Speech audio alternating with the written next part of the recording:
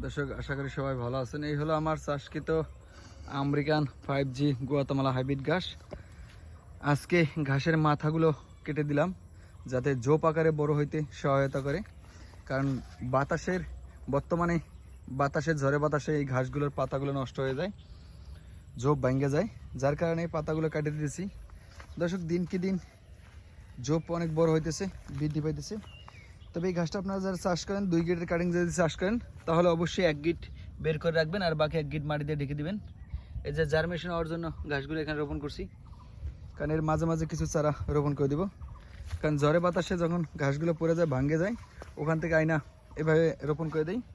এখান থেকে যখন কাটিং বের হয়ে যায় তখন নিয়ে আবার অন্য জমিতে চাষ করি, কারণ জমিতে সিরিয়াল করে চাষ করতে হয়। দেখা যাচ্ছে কাটিং বিক্রি করার পরে 5টা 2টা একটা কাটিং থেকে ওই কাটিংগুলো এনে এভাবে জমিতে রোপণ করি। আপনার চাইলে এই ধরনের ঘাসের কাটিংগুলো আমার কাছ থেকে সংগ্রহ করতে পারবেন ইনশাআল্লাহ।